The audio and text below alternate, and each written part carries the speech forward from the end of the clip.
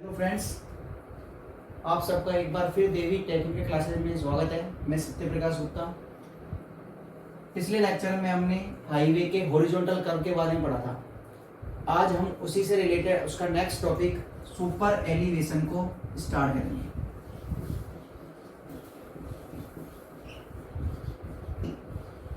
Super elevation horizontal curve में हमने जो बातें पढ़ी थी उसका इम्प्लीमेंट इस सुपर एलिवेशन में करेंगे। जैसे मैंने आपको बताया था कि जब भी किसी कर्व पर कोई व्हीकल आपका चलता है, ठीक है, ये आपका आउटर पोर्शन हो गया और ये आपकी इनर।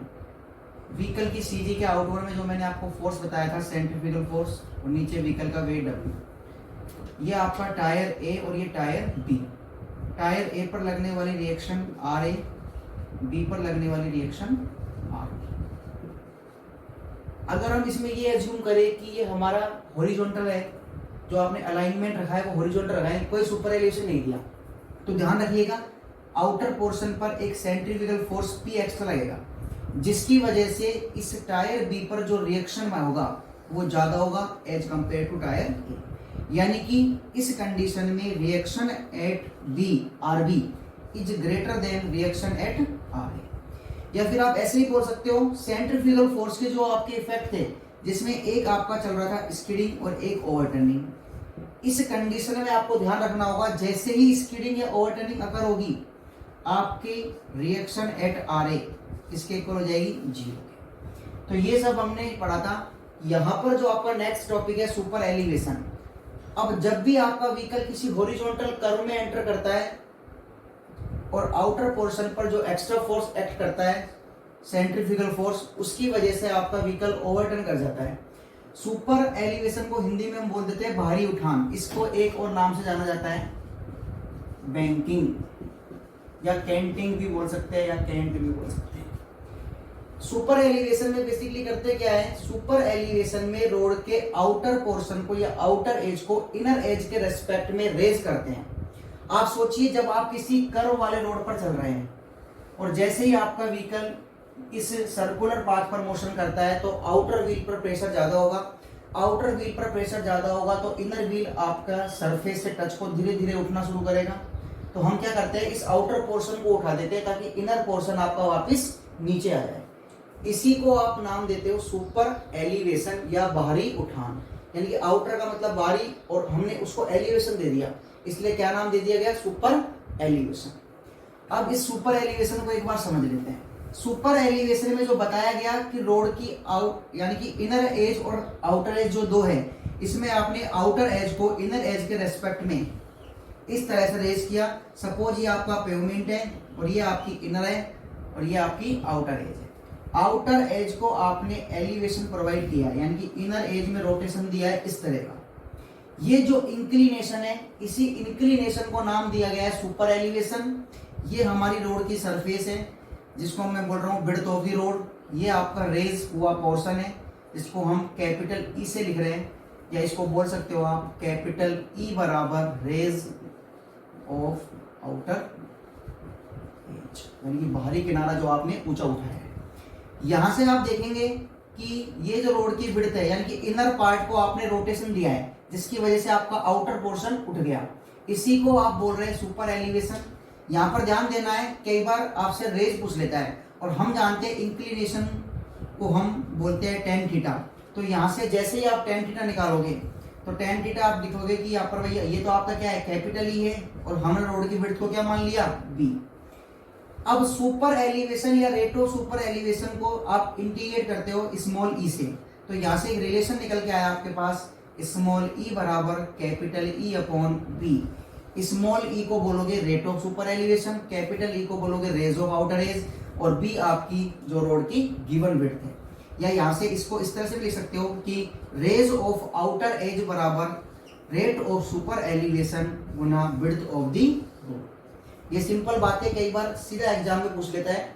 सुपर एलिवेशन का वैल्यू आपको देगा, रोड की विड्थ देगा, और आप क्या निकाल सकते हो कि उस आउटर एज को आपने कितना ऊंचा उठाया। इसके बाद सुपर एलिवेशन की जब बात की जाती है तो इसके एनालिसिस आते हैं। दोस्तों सुपर एलिवेशन में जो इंपॉर्टेंट क्वेश्चंस बनते हैं वो इसका न्यूमेरिकल बनता है, कई बार आपसे कंसेप्चुअल भी पूछ लेता है। सुपर एलिवेशन की जब एनालिसिस की बात करते हैं हम, तो उसमें इसकी जर्नल इक्वेशन को फॉर्म करते हैं।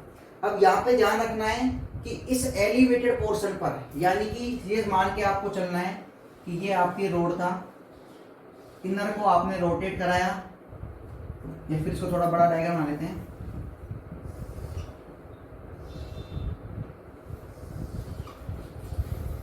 ये जो आप रोटेशन यहाँ पर थीटा दे रखा है, ये मैंने इनर पोर्शन को रोटेट किया है। इनर पोर्शन को आप रोटेट करोगे तो आपका आउटर पोर्शन रेस करेगा। एक रोटेशन आप सेंटर से भी दे सकते हो कि सेंटर पोर्शन से आपने रोटेट कराओगे तो भी आपका आउटर पोर्शन रेज होगा और इनर पोर्शन डिप्रेशन में चल जाएगा। सुपर एलिवेशन का जो एनालिसिस होता है उसमें हम इस डायग्राम का यूज करते हैं। सपोज ये कोई इंक्लाइंड सरफेस है जिसके ऊपर आपका व्हीकल चल रहा है। अब यहाँ पे ध्यान देना है आपको कि इसका वेट W और ये इसका सेंट्रीफ्यूगल फोर्स, ये नॉर्मल कंपोनेंट, ये एंगल आपका थीटा है, ये एंगल थीटा है तो ये भी एंगल आपका थीटा हुआ और एक और एंगल थीटा। यहाँ पर P आपका सेंट्रीफ्यूगल फोर्स है जिसकी वैल्यू क्या है आपकी mv²/r, या फिर आपने कल भी देखा था हम इसको W की फॉर्म में भी लिख सकते हैं। अच्छा, ये थीटा एंगल है तो ये कंपोनेंट क्या हो गया आपका P cos थीटा, ये आपका यहां से हो जाएगा P sin थीटा। ठीक है, ये थीटा के साथ है तो ये W cos थीटा और यहां पर आपका हो जाएगा W sin थीटा। व्हीकल की मूवमेंट के अपोजिट आपका फ्रिक्शनल फोर्स एक्ट करेगा जिसको हम बोल रहे हैं कैपिटल F या small f multiply by R, यानी कि फ्रिक्शनल फोर्स बराबर कोएफिशिएंट ऑफ फ्रिक्शन। इंपॉर्टेंट बात यह है कि यहाँ पर जो कोएफिशिएंट ऑफ फ्रिक्शन को हम कंसीडर करेंगे वो आपका होगा कौन सा, लेटरल, जिसकी वैल्यू हम जानते हैं कितनी होती है 0.15। यहाँ पर लॉन्गिट्यूडनल कोएफिशिएंट ऑफ फ्रिक्शन का यूज नहीं करेंगे क्योंकि यहाँ पर आप लेटरल की बात कर रहे हो। अब ये आपने कंपोनेंट, अब देखिए यहाँ पर आपने जो F लिखा है फ्रिक्शन यानी कि फ्रिक्शनल फोर्स, इसकी मोशन के अपोजिट लग रहा है। अब इक्विलिब्रियम की कंडीशन को यहाँ पर हम सेटिस्फाई करेंगे तो आपने देखा P cos theta, P cos theta, इसको किसके बराबर करेंगे हम, W sin theta plus F, और F रिप्रेजेंट किसको कर रहा है, स्मॉल f गुना R। तो यहां से देखिएगा इस R को नॉर्मल कंपोनेंट जो आपका ये है इसके बराबर है, तो यहां से लिखा मैंने P cos थीटा बराबर W sin theta plus F, और R का मान W cos theta plus P sin theta. तो इसको रीअरेंज करेंगे हम, W sin theta plus FW cos theta plus FP sin theta, इसके बराबर है ये P cos। P की टर्म्स एक तरफ कर देंगे, W की टर्म्स एक तरफ कर देंगे। P cos theta minus FP sin theta बराबर W sin theta plus FW cos theta. यहां से आप देखेंगे कि P अगर हम कॉमन ले, cos theta minus F sin theta बराबर W sin theta plus F cos theta. इसके बाद इसको यहां कर लेते हैं। हम जानते हैं कि हमारे पास जो रेशो चलता है वो किसका चलता है, P/W का। P आपका सेंट्रीफ्यूगल फोर्स है, W आपका वेट है, तो यहां से हम लिख देंगे sin theta plus F cos theta upon cos theta minus F sin theta. अब ये cos और sin की जो टर्म्स है इसको हम tan थीटा में बदलेंगे तो आप पूरी इक्वेशन में किसका भाग लगा दोगे, cos का। तो यहां से निकल के आएगा P/W tan theta plus F, ये 1 माइनस F tan थीटा। दोस्तों इसी tan थीटा को इंक्लिनेशन बोला था और उसको रिप्रेजेंट किया था स्मॉल e से, तो आप बोलेंगे सर P/W बराबर E plus F upon 1 minus EF। ये सबसे इंपॉर्टेंट इक्वेशन है जिसको हम नाम देते हैं general equation for super elevation. अब यहाँ पे 2-3 बातें आपको याद रखनी है कि P/W की वैल्यू हमने लास्ट लेक्चर में पढ़ी थी, किसके बराबर होती है? P/W is equal to V square upon GR। P/W की वैल्यू किसके बराबर होती है? GR। जनरली हमारे हाईवे में जितने भी डेरिवेशन है या जितने भी टॉपिक आते हैं उन सब में हम सबसे इंपॉर्टेंट मान के चलते हैं टेरेन को। टेरेन का क्लासिफिकेशन किसी भी कंट्री के अकॉर्डिंग चलता है। यहाँ पर हमारी कंट्री ने जो टेरेन को क्लासिफाई किया है वो 4 भागों में किया है, प्लेन है, रोलिंग है, हिल है और स्टीप है। जब भी आपको टेरेन क्लासिफाई नहीं होगा तो आप उस टेरेन को प्लेन कंसीडर करोगे। तो इस इक्वेशन में हम टेरेन कैसा कंसीडर करेंगे? प्लेन। और आईआरसी के अकॉर्डिंग अगर आप प्लेन टेरेन कंसीडर करते हो तो उस प्लेन टेरेन के लिए या प्लेन टोपोग्राफी के लिए ई का जो मैक्सिमम मान होता है वो होता है 7%, यानी कि 0.07, या आप इसको 1/n या परसेंटेज ऑफ n से इंडिकेट कर सकते हो। 1/n में ये लगभग आएगा 1/14.28 के अप्रॉक्स। तो ध्यान रखना यहाँ पर ई का मान अगर मैं 7% पुट करूं और f की जो लिमिटिंग वैल्यू है वो कितनी है? 0.15। तो आप ध्यान दो e गुना f का जो मान आएगा वो बहुत कम आएगा, लगभग 0 के बराबर आएगा, और 1 में से हम 0 घटाएंगे तो मान कम आएगा। इसका मतलब आप कह सकते हो यहाँ पर जो EF की वैल्यू है, यहाँ पर जो EF की वैल्यू है वो इस एक के कंपेयर में बहुत ज्यादा कम है, तो इसको हम नेगलेक्ट मान सकते हैं।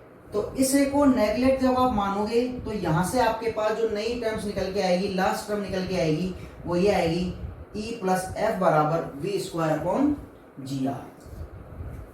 यहाँ पे लिख देते हैं हम E प्लस एफ बराबर V स्क्वायर अपॉन GR। इसी इक्वेशन को आप बोलते हो general equation for super elevation.